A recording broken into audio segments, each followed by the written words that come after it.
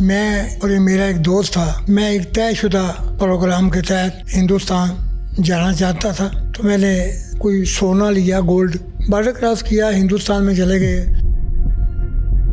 आपके इंडिया जाने का मकसद क्या था? क्या आप स्मगलर कोई थे? मेरे तो सुन के वो सारा खता हो गए कि मैं किधर आ गया हूँ। वो कहती कि ये मेजर भंडारी है, एक इनके पास डायरी थी, माई सीक्रेट एड्रेस, उसमें पहला नाम मेजर को 10-12 पेज मैंने फाड़ लिए, तो वो अपनी जेब में रख लिए। लोग यहाँ पर सवाल करते हैं कि आपने सफ़ात निकाल लिया, वो डायरी अपने पास भी रख सकते थे, लेकिन आप दोबारा रखने गए और 5 दिन आप वहाँ रहे और उस बीच मेजर भंडारी को पता ही नहीं चला कि वो सफ़ात जो हैं वो गायब हो गए। लोगों को इसमें दाल में कुछ काला लगता है। 5-6 दिन अपने पास रखने का मकसद ये था। मेजर भंडारी के घर में जो पाकिस्तान का एक गद्दार था, जो मेहमान के तौर पर था, जो मुखबरी भी कर रहा था, आपकी उससे मुलाकात हुई थी इंडिया में, तो उसने आपसे पूछा नहीं कि आप कौन, आप किस मकसद से इंडिया में आए हुए हैं, आप इधर क्या कर रहे हैं? बगैर नंबर की जीप आके उधर रुकी, 5-6 कमांडो। वो वाकई जासूस है, वो वाकई जासूस है। आईएसआई ने आपको भर्ती नहीं किया कि किसी मिशन पे आईएसआई आपको भेजे जासूस के तौर पे इंडिया में दोबारा?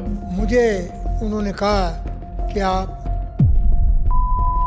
तवक्को क्या करते हैं, क्या समझते हैं क्या होना चाहिए? मुझे सितारा जुर्रत और एक सर्टिफिकेट कि इसने पाकिस्तान के लिए ये किया है। अच्छा, लेकिन जो पाकिस्तान के लिए काम करते हैं, पाकिस्तान के बेशुमार अनसंग हीरो, वो तो कभी सामने भी नहीं आते, वो तो कभी नहीं मांगते कि उनका जो हक है वो उन्हें दिया जाए या वो सामने है, उन्हें लाइमलाइट मिले। नाज़रीन, पजीराई का बहुत शुक्रिया।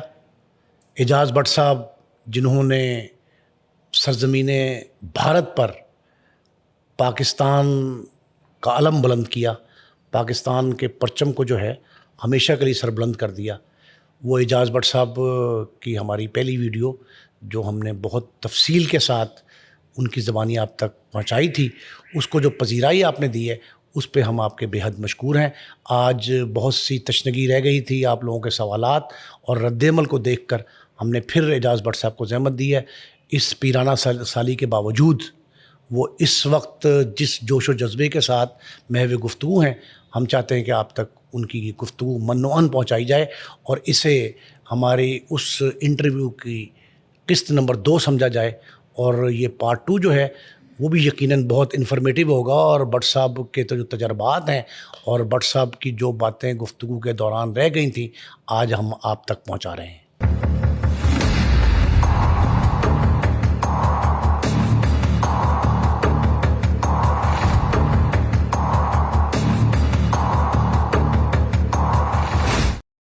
मैं और ये मेरा एक दोस्त था।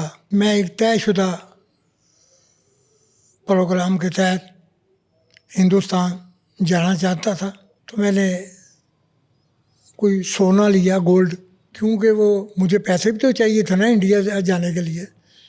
गोल्ड लिए तो एक आर्टिफिशियल स्टोन होते थे ऑस्ट्रेलिया के, वो इंडिया में बहुत बिकते थे, मैंने वो भी लिए। तो हम वापस एक गाइड को लेके, उसका नाम गुलाम अली था, जो बॉर्डर क्रॉस करने में मास्टर था, उसको साथ लिया। फिर उसी डेरे में आए, वहाँ से हमने क्रॉस करना था। बॉर्डर क्रॉस किया, हिंदुस्तान में चले गए।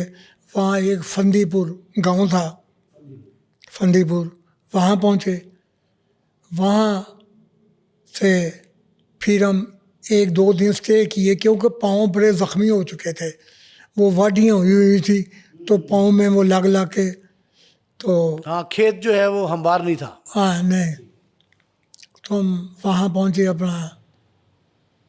तो उधर से फिर हम 1-2 दिन स्टे करके जैसे हम सेट हुए हैं तो हम अमृतसर चले गए।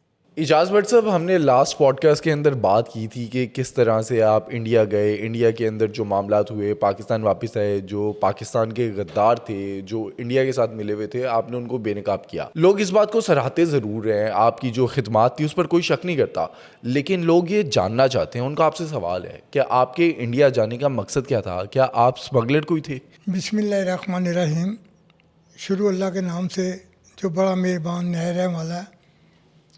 जहाँ तक तल्लक है कि मैं स्मगलर था।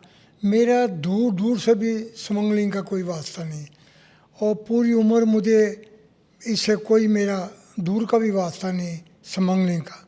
जहाँ तक रहा कि मैं गया क्यों, मेरा एक दोस्त था, वो प्रॉब्लम में था, बहुत बड़ी प्रॉब्लम में था।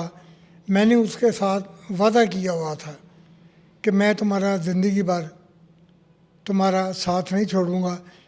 और वैसे भी अल्हम्दुलिल्लाह मैं दोस्ती के मामले में बहुत एडवांस हूँ। हत्ता कि मेरी वालदा जो है मरहुमा, वो मुझे कहती होती थी कि इजाज़ भट्ट, मैंने तुझे दोस्तों के लिए पैदा किया हुआ है। ये इल्ज़ाम मेरे पे बिल्कुल गलत है और मैं इसकी तरदीद करता हूँ। बट साहब, जो आपके दोस्त जिनकी परेशानी को दूर करने के लिए उसके साथ ताउन के लिए आप गए थे, उसका नाम क्या था और क्या रोल था, आपसे दोस्ती क्या थी उसकी? मेरा वो मोहल्लेदार था और बहुत ही गरीब था, और वो अपना 3-4 बहनों का अकेला अकेला भाई था। 3-4 बहनों का ही नहीं, तकरीबन उसके जितने 2-3 चाचे ताए थे ना, उनके भी घर में कोई बेटा नहीं था, ये अकेला था। अच्छा। तो ये कोई बहुत बड़ी प्रॉब्लम में था। तो मैंने इसको कहा था, पहले ही कहा था कि मैं तुम्हारा साथ नहीं छोड़ सकता। सवाल ही नहीं पहला होता कि मैं तुम्हारा साथ छोड़। वो बुरा वक्त था उसका, और मैंने उसको साथ दिया और मैं उसके साथ हिंदुस्तान गया। ऐसी क्या प्रॉब्लम थी कि यहाँ पर वो हल नहीं हो सकती थी, उसके लिए आप उसे इंडिया छोड़ कर आए? भारत क्यों जाना पड़ा आपको?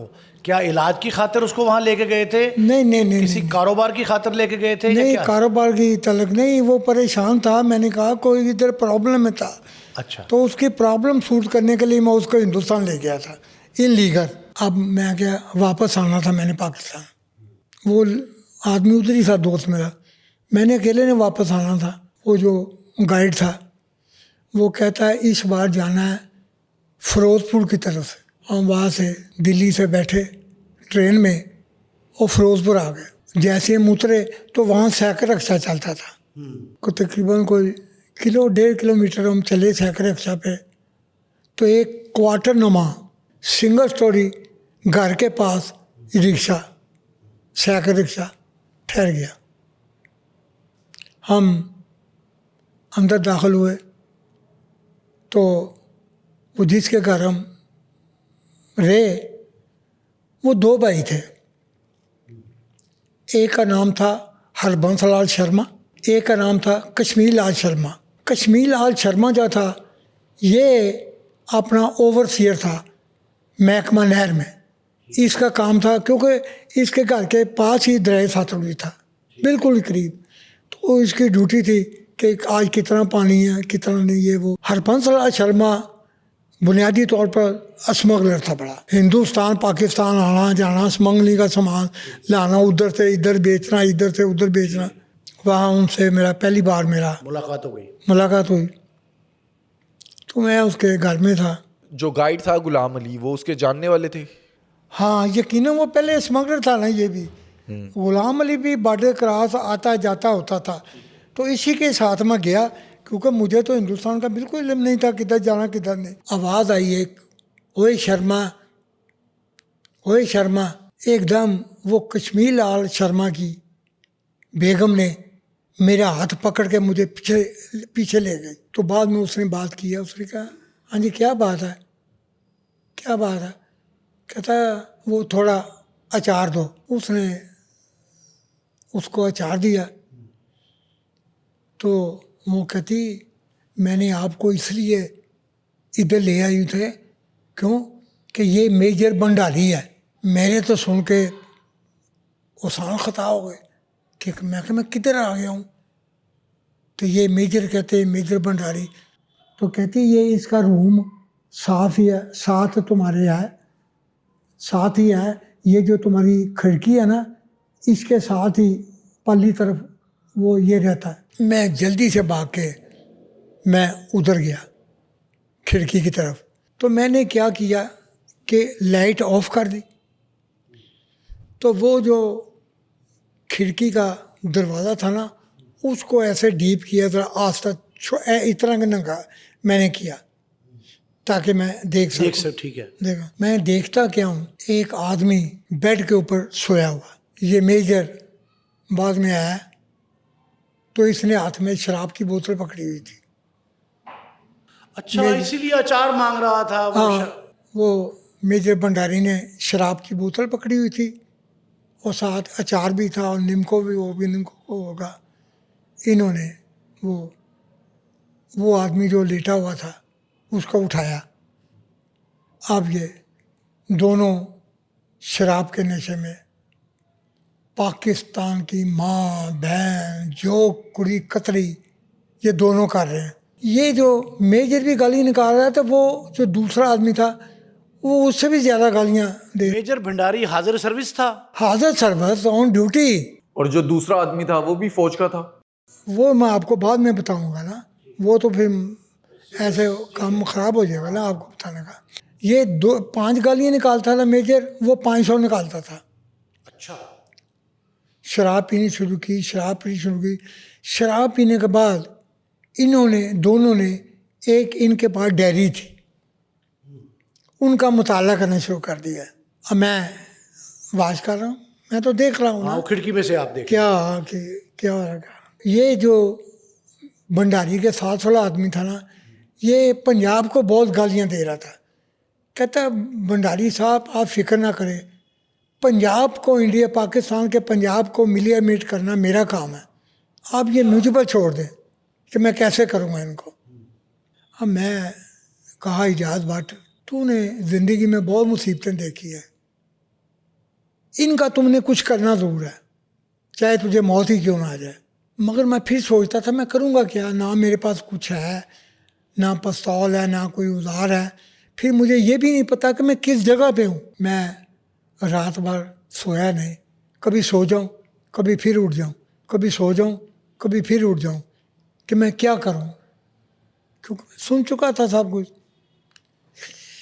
इस राम में सुबह अर्ली इन दी मॉर्निंग, सुबह जब पो फूटती है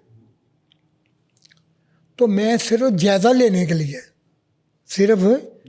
जायज़ा लेने के लिए मैं बाइक की कंडीशन देखूंगा क्या। मैंने जैसे ही बाइक कंडीशन देखी तो मैं तो गुड़ लग थी मेरी।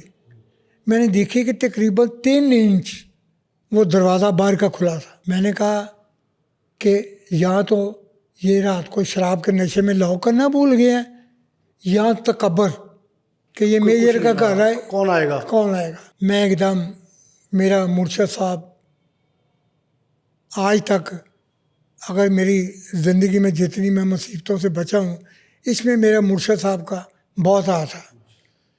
उन्होंने मुझे एक आयत बताई हुई थी सूरह यासीन की, वो मैंने पढ़ के ना एकदम फूंक मारी। तो मैंने कहा अल्लाह पाक मेरी हिफाज़त करना, ये मेरे मुल्क का मामला है। तो मैं उसके घर में दाखिल हो गया। वो सोया हुआ। बड़ा रिस्की था ये, बहुत खतरनाक। खुदा गवा कि 1 अरब रुपये से 1 रुपया भी बचने की उम्मीद नहीं थी। मैं अंदर दाखिल हो गया।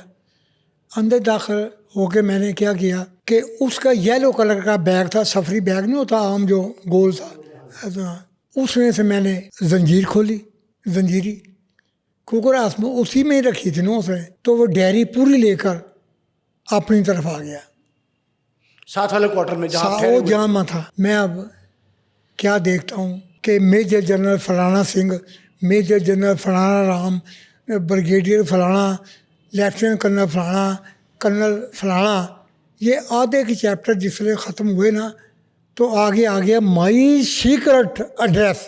वो तो थे ना उनके इंडिया के मेजर जनरल फलाना, ये वो, आगे उसके माई सीक्रेट एड्रेस, उसमें पहला नाम जो मुझे आज तक भी याद है, मेजर साजिद अली शाह, मेजर अजीज़ पट्टी रोड, लाहौर कैंट। तो मैंने आगे और जल्दी ये मैं शर्मा के घर ये देख रहा हूँ, समझो कि नहीं, मैं जल्दी वर्क पलट रहे थे। हाँ, कोई टाइम शॉर्ट था। तो कम अज़ कम बिस्मिल्लाहिर्रहमानिर्रहीम मेरे अंदाज़े के मुताबिक तकरीबन 120 से 150 तक पाकिस्तानी फ़ौजियों के नाम थे उधर। मैंने क्या किया कि वो दोनों डायरी को जो दरमियान है ना, दोनों डायरी का सेंटर सेंटर से मैंने दोनों तरफ से ना को तकरीबन को 10-12 पेज मैंने फाड़ लिए, तो वो अपनी जेब में रख लिए।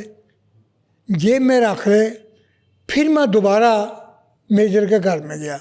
मेजर भंडारी के घर, हाँ हमसाये में अपने। हाँ, दोबारा गया। दोबारा फिर मैं वो बैग निकाला। जहां से निकाली थी डायरी आप, हाँ येलो कलर का। हाँ येलो, उसको खोला, जिप खोली, फिर ये डायरी उधर रखी। अच्छा, आपने जो मेजर भंडारी के घर जाकर उसकी डायरी में से वो सफ़हात निकाले जिस पर पाकिस्तान के गद्दारों का नाम था, लोग यहाँ पर सवाल करते हैं कि आपने सफ़हात निकाल लिया, वो डायरी अपने पास भी रख सकते थे, लेकिन आप दोबारा रखने गए और 5 दिन आप वहाँ रहे और उस बीच मेजर भंडारी को पता ही नहीं चला कि वो सफ़हात जो हैं वो गायब हो गए। लोगों को इसमें दाल में कुछ काला लगता है। पहली बात ये, इसका बहुत आसान और इजी तरीके से मैं आपको बताऊंगा। पहली बात तो ये कि जैसे मैं वो सफ़हात पढ़े थे, वो सेंटर से पढ़े थे। अगर मैं एक तरफ से पढ़ता तो ये रात अच्छा, उसके दोनों हिस्से, वर्क के दोनों अतराफ, दोनों ठीक है, दोनों सेंटर लेकर ना दोनों मैंने फाड़े। तो अगर मैं एक तरफ से फाड़ता तो वो सफ़ात अलहदा हो जाने से मैंने पकड़ा जाना था। रखा मसला, 5-6-7 दिन मैंने वो अपने पास रखे। भंडारी को कैसे पता चल सकता था? क्यों कि भंडारी को तो मैंने एक किस्म का बहुत बड़ा डोज उसको मैं देता रहा कि मेजर भंडारी जो था वो ड्यूटी ऑन था। 5-6 दिन अपने पास रखने का मकसद ये था कि 2 मुसलमानों ने और आना था दिल्ली से, उसका इंतज़ार की वजह से वो मेरे पास रहे। तो डायरी जो थी वो उनके पास रही। दोनों सेंटर से मैंने पढ़े हुए थे, उनको मेजर भंडारी को पता चल ही नहीं सकता था कि इसमें से सफ़ा जो है वो गायब हुआ। अब क्या होता है कि वो जो आदमी गाली देता था बढ़िया, वो शर्मा के पास आया। मैंने कहा इजाज़ बट इससे अच्छा और मौका कोई नहीं है। मैं उससे कहा अस्सलाम वालेकुम। वालेकुम। फ्रॉम किधर से? मैं कहा मैं लाहौर का हूँ। कहता लाहौर का? मैं क्या हाँ। कहता मैंने तो वहाँ आना है। मैं क्या मोस्ट वेलकम, लिख ले। मैंने उसको अपना तमाम एड्रेस लिखा दिया। सही है सही बिल्कुल, निस्वर रोड का, जहाँ की मेरी पता मैं सही बिल्कुल मकाम है। मैंने उसका एड्रेस लिखा दिया। कहना मैं आना है। मैं क्या आ जाओ। अच्छा, मेजर भंडारी के घर में जो पाकिस्तान का एक गद्दार था, जो मेहमान के तौर पर था, जो मुखबरी भी कर रहा था, आपकी उससे मुलाकात हुई थी इंडिया में, वो जो शर्मा बरादरान थे उनके घर में। तो उसने आपसे पूछा नहीं कि आप कौन, आप किस मकसद से इंडिया में आए हुए हैं, आप इधर क्या कर रहे हैं? वो उसका नाम था महबूब अली शमसी। महबूब अली शमसी जो है ना, ये उस दिन हुआ ये कि वो आया इसके घर, शर्मा के घर। तो मैंने तो उसको वाच किया हुआ था सारा कि ये क्या करता है क्या नहीं, सब बातें मेजर भंडारी की और इसकी महबूब अली शमसी की सुनी हुई थी। तो जैसे ही वो महबूब अली शमसी अपना आया शर्मा की तरफ, तो मैंने उसे दोस्ती कर ली। मैं क्या अस्सलाम वालेकुम। कहता वालेकुम सलाम। कहता आप कहाँ से आए हैं? मैं कि मैं लाहौर से आया हूँ। कहता मैंने तो लाहौर आना है। उसने बताया था कि वो पाकिस्तान से है। मुझे उसका कुछ इल्म नहीं था कि ये कौन है कौन नहीं, कहाँ का है कहाँ का नहीं। वो मैं सिर्फ बातें सुनी हुई थी ना, तो मैं तो बातों के हिसाब से अनजाना था आपके लिए, वो ठीक करना है, था ना, चेहरा शनासा नहीं था। हाँ जी। तो उसने कहा मैं आना। मैं क्या मोस्ट वेलकम, आप आए लाहौर। तो कहता आप एड्रेस, मैं क्या लिख लें। उसने फिर एड्रेस लिखा। मैं बिल्कुल उसको सही एड्रेस लाया जहाँ का मैं पैदाइशी हूँ, निस्बत लाहौर का, थाना गवर्नमेंट का। अब मुझे तो पता था कि मैंने उसको बड़े सबल बाग दिखाए हुए हैं। वो आएगा। मेरे एक चाचे का बेटा था। मैंने उसको कहा यार बात ये है कि ऐसे हुलिये का एक आदमी आएगा तो आपने मुझे उसी टाइम पे इन्फॉर्म करना है। 3-4 दिन गुजरे होंगे तो मेरे चाचे का, मैंने कहा मैं फ़लानी जगह पे हूँ, मैं फ़लानी जगह पे हूँ। तो मेरा चाचे का बेटा उधर आ गया, कहता एक आदमी आया है। मैं क्या हो लिया है? कहता पजामा पहना हुआ है तो बिस्कुटी कलर की कमीज़ है। मैं क्या वही है? मैं क्या ठीक है, उसको बिठाओ तो मैं आता हूँ। उसने बिठाया, मैं आ गया। मैंने कहा अस्सलाम वालेकुम। आओ जी। मैं बगल गिर हो के मिला। मैंने कहा आप कैसे हो? कहते मैं ठीक हूँ। उसके हाथ में फ्रेम था फ़ोटो का, तो गालिबन उसकी माँ की फ़ोटो थी। मैंने अपने चाचे को बेटे को कहा, मैं कहा यार कितना गर्दो गुबार, कितना मिट्टी से भरा हुआ है, जाओ इसको हमाम में नला कर। वो हमाम में नलाने के लिए गया। मैंने क्या किया, वो फ्रेम खोला, कील लगे हुए थे, छोटे छोटे कील। मैंने फ्रेम खोला ना, तो जैसे नीचे से इतना कागज़, सब फौजी छोड़ियों के उसने काम किए हुए। मैंने वो पेपर भी निकाल लिया और वैसे ही फ्रेम फिट करके उसको दो तस्वीर लगा दी माँ की उसका। ऐसे कर दिया। मैंने दिल में सोचा कि ये नाम भी हो काफ़ी है, कुछ मुश्किल नहीं तेरे लिए। पहले मेरे पास बड़ा कुछ पड़ा हुआ, तेरी मौत का सवाल। अच्छा। वो जैसे नहा के आए, मैंने चरखा मुआया, तो मैंने कहा अपने चाचा के बेटे को कि इसको खिलाओ। तो मेरे घर के सामने मेरा दोस्त का घर था, उधर इसको बिठाया हुआ। ये चरखा वर्गा खाने का। मैं क्या लियाकत, कोई रोशनदान नहीं है, किसी से भाग नहीं सकता, और तुम्हारे से तो बिल्कुल नहीं भाग सकता। क्यों कि मेरे चाचे का बेटा इतना ताकतवर था, ये ऐसे लगता था जैसे जूडो कराटे का ये आलमी चैम्पियन है, बहुत ताकतवर था। तो मैंने कहा मैं जा रहा हूँ। कहता कितने? मैं जा रहा हूँ, मेरा वेट करो घंटे 2 घंटे तक मैं आऊँगा। मुझे किसी ने बताया हुआ था कि फलानी कैंट में जाके ना तो अफशां सेल में आया हुआ, उसके सामने बिल्कुल 2 तोपें बाहर लगी हुई हैं, वो कोर कमांडर लाहौर की रिहाइश गाह है। जिना हाउस कहते थे उसको। हाँ मैं उधर चला गया। एक फौजी ऑफिसर था सिविल वर्दी में। मैंने कहा सर मेरे पास भारतीय जासूस है। ऐसे देखना शुरू किया। कहता आप सिविलियन है? मैं क्या हाँ। किसी एजेंसी से तल्लक? मैं क्या नहीं। कहते फिर आप जाएं, वो जासूस नहीं होगा। मैं क्या वो जासूस है? कहते आप कैसे कह सकते हैं कि वो जासूस है? तो मैं क्या आप कैसे कह सकते हैं कि वो जासूस नहीं है? हैं? मैं क्या मैं उसको खुद लाया हूँ। कहता कैसे लाए हो? मैंने कहा मेरे पास सबूत है, वो ही जो वर्के मैं फाड़ के लाया था। मैंने कहा ये। कहता प्लीज़ मैं रिक्वेस्ट करता हूँ ये आप मुझे दे दें। मैं कहा मुझे पकड़ाए हैं, मैं आपको क्यों दूँ? तो अब उसको पता चल गया कि ये पक्की बात है। ये पक्की बात है। उसने उधर से जैसे कोई VCR नहीं होता, ऐसे ही था कुछ। उसने ऐसे ऐसे ऐसे ऐसे किया, तो 20 मिनट के बाद एक इतनी बड़ी जीप भी मैंने ज़िंदगी में नहीं देखी, बगैर नंबर की जीप आके उधर रुकी। वो कहते हैं इसके पास जाएं, भारतीय जासूस है, उसको ट्रेस करें। अब मैं जीप में क्या देखता हूँ, 5-6 कमांडो बड़े ज़बरदस्त किस्म के वो बैठे हुए। मैं भी बैठ गया। वो वाकई जासूस है, वो वाकई जासूस है, वो वाकई। भाई आप बताओ तो सही। मैंने कहा यार जासूस ना होगा। मैं कहा मुझे फांसी दे देना। वो मैं पूछते गए बगा। कहता फिर तो मज़ा आ जाएगा, आज फिर हमारे मज़े का दिन होगा।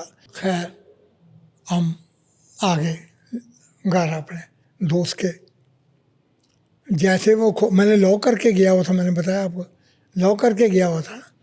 जैसे खोला तो मेरे चाचे का बेटा था, और वो उसने जैसे ऐसे देखा ना तो उसने खुद ही दोनों हाथ खड़े कर दिए। सरेंडर कर दिया अपने आप को। हाँ सरेंडर। उसने उसने उसने क्या किया, जीप से एक कोई 1 गज चादर होगी, पटका समझ ले, कपड़ा समझ ले, उसने उसकी आंखों में बांधा तो उसको जीप में डाल दिया। मैं भी बैठ गया। तो कहते भाट साहब चले गए। वो हमें ले गए FIU 619। उधर एक कुर्सी पड़ी हुई थी, टॉर्चर सेल। एक कुर्सी पड़ी हुई थी, क्या था, टॉर्चर सेल था, यानी कि उसके पाँव के नीचे भी बांधने वाला था, इधर भी, तो दोनों इधर भी, ये इधर भी बांधने वाला था और इधर भी बांधने वाला था, और 5 रिंग थे, 5 इधर 5 इधर, वो तांबे के रिंग ब्रीक ब्रीक, यानी कि वो 5 उंगलियां अंदर हाथ जाकर भी टॉर्चर। उसने कहा भट्ट साहब कैसे हुआ, कैसे आप गए? मैंने बिल्कुल ईमानी कुरानी बिल्कुल साफ बताया। मैं कहा ये वैसे ये हुआ। कहता ठीक है आप जाएं। मैं वापस आ गया घर आ गया। अगले दिन एक आदमी आया, भट्ट साहब, मैं क्या किसको मिल रहा है? इजाज़ भट्ट को। मैं क्या इजाज़ भट्ट घर नहीं है। आपने खुद कह दिया कि ज़्यादा कर रही है। मैं क्या घर नहीं है? कहता ओ भाई 619। मैं क्या आता हूँ ठहर। अच्छा ठीक है। मैं नीचे आ गया, वो मुझे ले गया। फिर उसी जगह पे कहते भट्ट साहब आपको इसका पता है ये कौन है कौन नहीं? मैंने कहा मैं तो इसको पूछा ही नहीं आज तक। आपको नाम भी नहीं पता था उसका? नहीं, मैंने पूछा ही नहीं था। मुझे क्या ज़रूरत थी कि आप मुझे मार, आप बैल मुझे मार, ये डाउटफुल बात है ना। तो मैं कहना जी मुझे तो, मैं तो उधर भी नहीं इससे पूछा था जब इसको मैंने डॉय दिया था। कहता है इसका नाम है महबूब अली शमसी और ये खबीस आर्मी में है और इसकी पोस्टिंग कराची में है। तो ये 2 महीने की छुट्टियां लेकर ना तो खबीस का पुत्र मेरे भंडारी के पास पहुंचा हुआ था। तो उन्होंने कहा भट्ट साहब साडी हमारी एक रिक्वेस्ट है आपसे कि ये केस आपके नाम के चलेगा। सिर्फ हमारी रिक्वेस्ट है कि आप हमें इजाज़त दे दें कि ये काम आपने खुद नहीं किया, ये हमने आपको भेजा है। मैं मान गया, मैं ठीक है। अच्छा, आपने पाकिस्तान के लिए, पाकिस्तानी इदारों के लिए इतना काम किया, आईएसआई के साथ मिलकर भी आपने उनको सारी इन्फॉर्मेशन दी, तो आईएसआई ने आपको भर्ती नहीं किया कि किसी मिशन पे आईएसआई आपको भेजे जासूस के तौर पे इंडिया में दोबारा? या कोई ऑफर की हो आपको किसी ने? हाँ, मुझे उन्होंने कहा कि आप, अब मेरी मजबूरी थी कि मुझे वहाँ दिल्ली जाना पड़ना था। मेरी एक मजबूरी थी क्योंकि मेरा दोस्त उधर था। खैर मैं दोबारा खुद बॉर्डर क्रॉस करते करते गिरफ्तार हो गया। 2 मेरे साथ और थे, वो भाग गए, वो उधर के मुकामी थे, मैं गिरफ्तार हो गया। हिंदुस्तान का बॉर्डर सरहद के ऊपर ही मैं गिरफ्तार हो गया। मुझे जिसने गिरफ्तार किया वो मुझे गोली मारने लगा। सिख था एक कैप्टन, हाँ, उसने ऐसे बुलेट चलाया तो मैं ऐसे लेटा हुआ था। मैंने कहा ये जवानों वाला कोई काम नहीं है कि मैं नहाता हूँ तो मुझे मारने लगे हो। उसने गोली नहीं चलाई। खैर मुझे एक झोंपड़ी थी वहाँ, उसमें रख दिया, बाहर एक गन वाला खड़ा रहा। तो फिर वो जैसे बाद में आया तो मैं सोया हुआ था अंदर। कहता उदय आज तक मुझे अल्फाज याद है, कहता वो जालिम, वो मुझे नींद नहीं आई। वो कैप्टन कहता मुझे नींद नहीं आई कि मैं आपको किसको पकड़ लिया है, तो आप सोए हुए हो। मैंने कहा जी मेरी आदत है, मैं जल्दी सो जाता हूँ, इसलिए मुझे नींद आ गई। और सही भी है कि मैं जल्दी सोचता था। वो कहा ठीक है। अब हुआ ये कि उसने मुझे अमृतसर भेज दिया। एक पुलिस स्टेशन का नाम था, मुझे आज तक याद है, राम बाग पुलिस स्टेशन। कहने लगे अब तुम्हें इंटेरोगेशन सेंटर में ले जाएंगे, इधर करीब ही है। तो एक बात हमारी याद रखना, जो बयान दोगे ना उससे कायम रहना। मैं क्या ये सिख है हिंदू है तो दुश्मन है। और मैं कहा यार मैं ऐसा है ही नहीं, तो मैं क्या जो सच सोचता मैं सच ही उनको बताना है। उसके बाद उन्होंने मुझे निकाला। तो उस वक्त तक आप पर तशद्दुद किया जिन्होंने आपको पकड़ा था, गिरफ्तार किया था? तो उसने इसलिए तशद्दुद ने किया, उसको पता था इसको इसे इंटेरोगेशन सेंटर जाना है। अच्छा, मतलब ये इब्तदाई मरहले जो हैं उसमें कोई तशद्दुद नहीं हुआ, ठीक है। तो मुझे इंटेरोगेशन सेंटर ले गए, ऐसे ही नीचे करो सर, चलो नीचे करो सर। मैंने कहा क्या है क्या, कहा नीचे करो सर।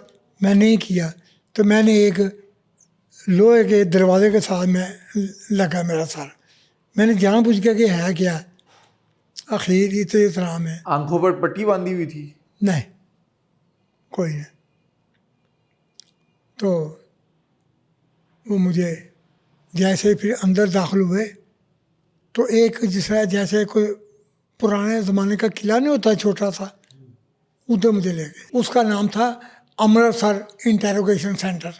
वहाँ जाते ही उन्होंने मुझे अलग नंगा कर दिया। तो मुझे कहा भाग के जाओ, भाग के आओ। मैं भागा आया। हाँ, कहते बताओ किस एजेंसी से तलक है। मैंने कहा जनाब आप कैसी बातें कर रहे हो। मैंने ये उल्टी टांग मेरी जो है ना, ये ज़रा डिंगी है, ये हड्डी में टूटी डिंगी है। मैंने कहा देखो मेरी तो टांग ही डिंगी है, तो मैं फ़ौज में नहीं जा सकता, तो मैं कैसे किसी एजेंसी का आदमी हो सकता हूँ, समझोगे। खैर उन्होंने मुझे मार मार मार कर हशर कर दिया मेरा। तो जब मैं बेहोश हो गया तो उन्होंने मुझे एक कमरे में ना कहा इसको बंद कर दो। कमरे में मुझे बंद कर दिया। वो कमरे में जो बिस्तर था ना वो वान का था। ये वान नहीं होता, वान मंजी का वान, इतनी मोटी सी थी कभी। तो उसमें खटमल ही खटमल। जो उसका दरवाज़ा था ना उन्होंने जानबूझ के ऐसा रखा हुआ था, उसमें होल था कि जैसे खड़काते थे ना तो कम से कम कोई 3 फलांग, 2-3 फलांग, 4 फलांग उसकी आवाज़ थी। मुझे बेहोश करके फेंक दिया। रात को दगड़म दगड़म दगड़म दगड़म दगड़म मैं हड़बड़ा के उठ जाते थे। मैं क्या कहते कुछ नहीं, सो जा। मैं फिर कहाँ नहीं रहा, ऐसा ही ड्रामा होता रहा। रोज़ बाहर से डेलीगेशन आए, निकालो इसको। अच्छा, तफ्तीश के लिए। फिर धार धार धार मेरी पीठ जो थी ना खूनो खून हो गई थी। मैं नहीं बका। मुझे कहते किधर। मैं कहा जी मैं किसी को जानते हो, किसको बताओ।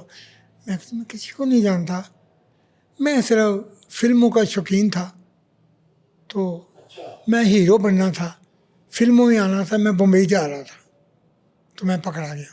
मैं बम्बई की रीटें लगाई रखी कि मैं एक्टर।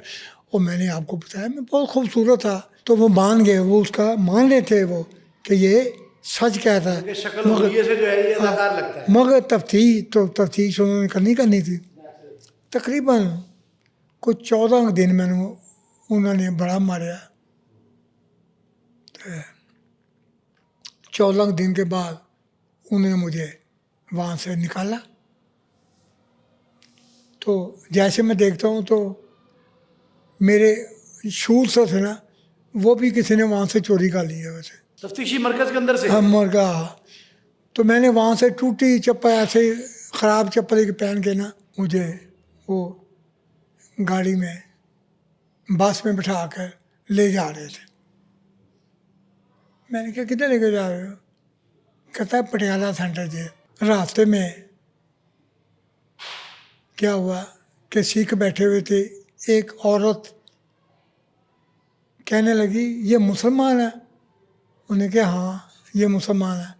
उन्हें कहा ये तो कट्टे भी खा लेते हैं। मैंने कहा माँ जी इसमें कोई शक नहीं है, हम तो कट्टे खाते हैं। तो मैं क्या आप सुअर खाते हो कि जो अपनी गंदगी खुद खा जाता है। तो वो खामोश हो गए। खैर सेंटर जेल पटियाले पहुंच के गेट के पास तो बड़ा गेट जो है ना वो खुला। तो अंदर से एक ट्रैक्टर हलवा कद्दू ना थे, जो बड़े बड़े हलवा कद्दू येलो कलर के उसके भरे हुए थे, वो निकले। तो मैंने उस पुलिस वाले को पूछा, मैं क्या ये जेल का है। कहते हैं हाँ।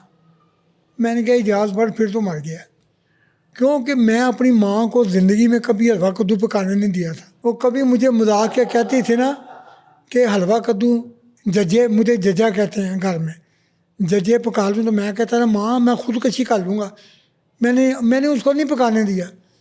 मैंने कहा अब तू मर गया इधर, हलवा कद्दू खा है बेटे, अब देखूँगा तेरी खुदकशी कैसे होती है। खैर अंदर गए तो एक अजीब इतफाक, चक्कर में पहले अपना नाम लिखाना पड़ता है। चक्कर आया, मुझे कहते हैं क्या नाम है, मैं कहा मोहम्मद एजाज भट्ट। किधर किधर के, मैं कहा लाहौर का रहने वाला। तो ऊपर से ना वो चक्कर था ना, उसके ऊपर एकदम गाना लग गया, दुल्ला जम्मिया लाहौर विच ते लाहौर विच धुम्मां पै गईयां, लद्दी दे घर, लद्दी उसदी मां दा नाम सी दुल्ले दा, लद्दी दे घर जम्मिया दुल्ला ते लाहौर विच धुम्मां पै गईयां। मेरा एकदम अपने लाहौर ज़हन चला गया, ख्याल आ गया ना मेरे वतन का। खैर अंदर चले गए। एक दिन हम तारीख पे गए तो मैं क्या देखता हूँ कि एक CID वाला है, उसके हाथ में डायरी वाले। CID वाले याद रखो कभी भी खाली हाथ नहीं होंगे, या उनके पास छोटा सा हैंडबैग होगा या डायरी होगी। उसके एक सिख के पास डायरी थी, तो उसने एक पाकिस्तानी कैदी जो और था उसको कुछ ऐसे दिया। मैंने ऐसे देखा, मैंने कहा अच्छा ये बात है। अब तारीख पड़ गई, 10-15 दिन की, जेल आ गए। जेल फिर गए दोबारा तारीख पे। तारीख पे जब गए तो फिर वही आया, उसने फिर उसको ऐसे दिया। मैं समझ गया, मैं क्या इधर पैसे की किल्लत है, इसको पैसे दिए होंगे। मैंने बड़ी कोशिश की कि इसका नाम क्या, इसको मैं क्या मैंने नहीं छोड़ना, इसका नाम क्या है। नाम का नहीं पता चल रहा था। उसके साथ वाला था, तो उससे मुझे इतनी मालूमात हो गई कि इसके ये शकरगढ़ का है। तो शकरगढ़ में एक बेग स्वीट हाउस है, वो इसके मामू की है। मैंने कहा इतना ही काफ़ी है। और उस लड़के का नाम था सफदर। फिर वो मुझे 15 महीने की सज़ा हो गई। और जुर्म क्या साबित हुआ? बटरग्रास में मैंने तो बताया ही नहीं था ना। कानूनी तौर पे सरहद अबूर की 15 माह सजा, 1 साल 3 माह। 1 साल 3 माह।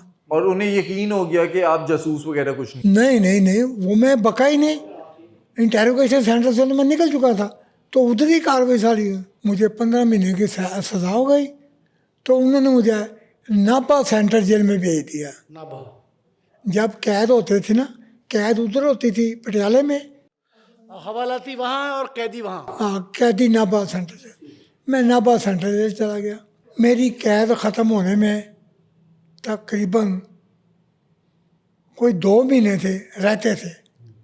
तो उन्होंने मुझे नाभा से सेंटर जेल अमृतसर भेज दिया। मैं अमृतसर सेंटर जेल आ गया। वहाँ भी मेरे सारे ड्रामा हो गया। मैं एक दिन रूम ट्रांसफ़र कर रहा तो पकड़ना पड़ता था अपनी जज्जर गागर पानी की। वो मैंने गागर पकड़ी हुई थी, तो वो दूसरे रूम में जाने लगा ना, तो वो गागर लग गई दरवाजे को, वो टूट गई। वो बड़ा जालिम था, सोना कश्मीरा संग 6.5 फुट का। कहता है पाकिस्तानी, अरे ऐसे ही चिद्दर पकड़ते हैं। मैं क्या तेरी माँ की ऐसी तैसी धर्म मैंने उसके दिमाग पे मार दी। वो ही आधी जो मेरे हाथ में टूटी, वो बच गया इसलिए कि उसने वो पग बांधी हुई थी, वरना उसका दिमाग उधर ही मर जाना था उसने। समझ लो। खैर वो फिर नरम पड़ गया, पत्थर हो गया ऐसे जैसे। मुझे आज तक याद है 2 मुशक्ति थे उसके साथ। कहता ओए भाले, ओ बीरे, ओए भट्ट साहब को दूसरी जज्जर ला के दो गागर। और जज्जर ला के दी दूसरी, तो ऐसे करता है, ठूंकता है, कहता है ये ठीक नहीं है और दूसरी लाओ। हाँ, ड्रामे देखते हैं उसको। हाँ, वो खड़का के देखी, कहना है ठीक है। बाद में 2 घंटे बाद फिर मेरे पास आ गया। उसकी वो छतरी नहीं होती है, छतरी पानी बारिश वाली, वो ले आए। बट साहब ये देखना यार इसको, ये खराबी है। मैं क्या, मैं किसी मिस्त्री का बेटा नहीं हूँ, समझो कि नहीं, मैं मिस्त्री का बेटा नहीं हूँ। जाओ, मैं क्या अपना काम करो। मैं क्या हूँ, मेरा थले है, तेरी गर्दन पे पैर आके क्यों अपना। 2 माह आपने वहाँ गुजारे। उसके बाद उन्होंने मुझे अमृतसर सेक्टर जेल से निकाल कर तो बाटे की तरफ, वाघा बॉर्डर। हाँ वाघा बाटे की तरफ एक कमरा था, छोटा था, सेल समझो, उधर मुझे बंद कर दिया। अब तकरीबन 1-2 दिन से मैंने कुछ नहीं खाया हुआ, भूखा था। फिर वो मुझे बाटे की तरफ लेके आए। बाटे की तरफ लेके आए तो वहाँ क्या हुआ कि एक फौजी था इंडिया का, उसने स्टेन गन का ब्रश ऐसे ऊपर चढ़ाया, वैसे ही तो मुझे अपनी सरहद के करीब खलो खड़ा हो गया वो, अपने बॉर्डर एरिया में। मुझे कहता है इससे सीधा चल जाओ, ये तुम्हारा पाकिस्तान आ जाएगा। मैं चलता गया तो आगे पो फूट गई थी, दिन यानी कि हल्का हल्का रोशनी हो गई थी। मैंने कहा मेरे पास तो पैसा भी कोई नहीं है लाहौर जाने के लिए। एक आदमी उधर से आया, मैंने कहा अस्सलाम वालेकुम, कहता वाले। मैंने कहा यार को मुझे 50 रुपये दे दो, तुम्हारा मेरा वादा रहा, कसम है, मैं आपको इधर आकर दूंगा। कहता यार आदमी तो तुम मुझे बड़े वेल ड्रेस लगते हो, हैं तो क्या तुम अपना। मैंने उसको नहीं बताया, अल्लाह मदद करने वाला। मैं देखता हूँ क्या हूँ कि उधर से ना एक रिक्शा आ रहा खाली। मैंने वो रिक्शे वाले को खड़ा किया, वो खड़ा हो गया। मैं कह रिक्शे वाले यार बात सुनो मेरी, आपने मुझे रास्ते में सिगरेट भी लेकर देने हैं तो खाना भी खिलाना है, तो मैं आपको डबल पैसे दूंगा जितना तुम्हारा बनेगा। कहता ठीक हो गया। अच्छा, एक बात भट्ट साहब ये बताएं, आपका एक दोस्त था सिद्दीक, जिसके लिए आपने बड़ी तगोदो की, उसको साथ भी लेके गए, वहाँ मुलाकात भी उसकी हुई, आपने वहाँ शादी भी, वाकया आपने सुनाया कि शादी भी कराई। उसका मामला क्या है, उसकी तफसीलात क्या है? जो सिद्दीक जो है वो असलम के नाम से उधर रहा, तो अब तकरीबन कोई 4 साल हो गए हैं, वो मर गया है। पाकिस्तान नहीं आया कभी इसमें? नहीं, कोई नहीं आया। और उसकी बेगम आई और अच्छा, बच्चे। शादी उसने वहाँ की? हाँ जी। अच्छा, बेगम बच्चे आए? हाँ बेगम बच्चे वो आए, कहाँ आए? मेरे घर में आए, निस्फर रोड लाहौर में? लाहौर, ठीक है। निस्फर रोड मेरे घर में आए, मेरे पास वो 8-10 दिन रहे। मुझे याद है कि जब वो जाने लगे हैं तो मैंने उसकी वाइफ जो थी वो चप्पल उसने पहनी हुई थी। अच्छा। अजीबो गरीब थी, बड़ी अच्छी थी, मेरे हिसाब से फिट थी। मैंने क्या किया कि उसको मैं गोल्ड लेकर ना सोना, तो मैं मोची के पास चला गया। मोची को कहा, मैंने कहा इसकी जो तलवा है, अंदर है, सोल उसका। अंदर उसको गैप करो, हाँ। उसमें गोल्ड रखो, उसके ऊपर फिर पतावा रखो। अच्छा। हाँ जी, पतावा रखो। हाँ। तो दोनों चप्पलों में मैंने उसकी ऐसे किया, तो वो फिर गोल्ड और चप्पल खैर खरीदे पहुंच गए थे। मैं कहा ये असलम को वहाँ सोना दे देना। अच्छा, ये बताएं कि आप अखबार बीनी भी करते थे, आप किताबें भी पढ़ते थे, गुलकारी भी करते थे, शोबिज़ में जाने का शौक़ भी था, तो कोई ऐसा वाक़या जो आपको याद हो? एक मेरा दोस्त था, वो इंडिया का था, उसका नाम था वहीद। वो अपना बम्बई से एक अखबार मंगाता होता था, हफ्ता रोज़ा, बहुत मशहूर अखबार इनकलाब। तो इनकलाब में एक दिन मैं पढ़ते पढ़ते मैंने देखा क्या, तो उसी जासूस का महबूब अली शमसी जो 25 साल कैद करके पाकिस्तान गया, उसका पूरा इंटरव्यू उसमें आया हुआ था। इनकलाब अखबार में? इनकलाब इंडिया ने छापा हुआ था? इंडिया में। ठीक है। तो उन्होंने बहुत उसका लंबा चौड़ा लिखा हुआ था क्या लिखा हुआ था उसमें? कि ये बहुत बड़ा हीरो है, ये हिंदुस्तान का हीरो है, समझो को नहीं, और इसकी जितनी हेल्प की जाए उतना कम है, और इसके साथ वो सलूक करना चाहिए जो एक हीरो के साथ होता है। कि उसने पाकिस्तान से गद्दारी की थी भारत के हक में? हाँ जी, भारत के हक में। हाँ जी। फिर तो क्या आपने उसको इंटरव्यू देखा और कोई तस्करा किया अपने साथी से, वहीद से, या क्या हुआ? मैंने वहीद को बताया ही नहीं। मैं उसका क्या बताता कि ये मेरा कारनामा है। अच्छा अच्छा अच्छा, मैंने उसको नहीं बताया, क्या उसको बताता कि ये मेरा कारनामा है। ठीक है। हैं, ये जो स्टोरी छपी ये मैं ही इसको कराया हुआ, नहीं ये मैंने नहीं किया। क्या आप तवक्को क्या करते हैं, क्या समझते हैं क्या होना चाहिए आपकी? देखें, जो आपने खिदमात अंजाम दी हैं रियासत के लिए, मुमलिकत पाकिस्तान के लिए, उसका तो कोई तोड़ जोड़ नहीं है। वो तो माशाल्लाह उसको पब्लिकली पजीराई मिली है, खुदा की तरफ से आपको इनाम मिलेगा, अजर मिलेगा इसका। लेकिन आप क्या तवक्को करते हैं कि आपको पाकिस्तान आर्मी या हुकूमत पाकिस्तान क्या आपको रिवार्ड दे, अवार्ड दे? मुझे कुछ ना दे, मुझे सितारा जुरत और एक सर्टिफिकेट कि इसने पाकिस्तान के लिए ये किया है, ताकि कि मैं अपनी आइंदा आने वाली नस्लों को बता सकूं कि देख लो मैंने पाकिस्तान के लिए ये किया है, कि ताकि अगर अल्लाह ना करे कभी को पाकिस्तान पे ऐसा वक्त आ जाए तो मेरी आल औलाद, मेरी नस्लें पाकिस्तान पे कुर्बान हो जाए, अपनी जान कुर्बान कर दे। ठीक है। अच्छा, ये जो हर साल 23 मार्च को, 14 अगस्त को जो तकारीब होती हैं पजीराई की, जिन्होंने पाकिस्तान के लिए, वतन के लिए या उसकी मोहब्बत में जो कुर्बानियाँ दी हैं, उनको रिवार्ड अवार्ड मिलते हैं। तो आप हर साल जब इस तरह के 23 मार्च 14 अगस्त की तकारीब होती हैं तो आपके जहन में क्या बात आती है? मेरी जहन में ये आता है कि मैं जी भर के रोता हूँ क्यों? कि मेरा इतना बड़ा काम है, ये छोटे छोटे कामों में ये मेडल दे रहे हैं, तो मेरा इतना बड़ा काम है, तो इन्होंने मेरे साथ क्या किया, मेरे आंसू निकल आए हैं। अच्छा, लेकिन जो पाकिस्तान के लिए काम करते हैं, पाकिस्तान के बेशुमार अनसंग हीरो होंगे जिनका नाम सामने नहीं आता, वो तो कभी सामने भी नहीं आते, वो तो कभी नहीं मांगते कि उनका जो हक है वो उन्हें दिया जाए या वो सामने है, उन्हें लाइमलाइट मिले। नहीं, गुमनाम अपना काम ख़त्म हो गया, वो तो मैंने किताब ही छापी हुई ना, गुमनाम हीरो, मुझे मेरा हक दिया जाए बस। ये तवक्को किससे अपील कर रहे हैं आप? तो मैं कर रहा हूँ कि इस वक्त का जो कमांडर चीफ हमारा, chief of defence forces, CDF। जी हाँ, जी हाँ, हाँ जी, आसम मुनीर, जनरल मैं सैयद इससे बहुत तवक्का करता हूँ। ये वैसे भी हीरो है और इसने, मुझे बड़ा मज़ा आया हिंदुस्तान को जब इन्होंने पटाई की है। अच्छा, माशाल्लाह। हाँ, और इसमें बेसिकली अगर हीरो है तो ये आसम मुनीर है। मैं इसी से रिक्वेस्ट करता हूँ कि आप मुझे 17 जुरत दें, सर्टिफिकेट भी दें, बस मुझे और कुछ नहीं चाहिए। भट्ट साहब, बहुत नवाजिश आपकी, आपने नई बातें जो हैं ये पार्ट 2 में हमें बताई हैं और हमारे नाजरीन का इस पर रद्द अमल क्या आता है, इस बात का हमें इंतज़ार है। बहुत शुक्रिया।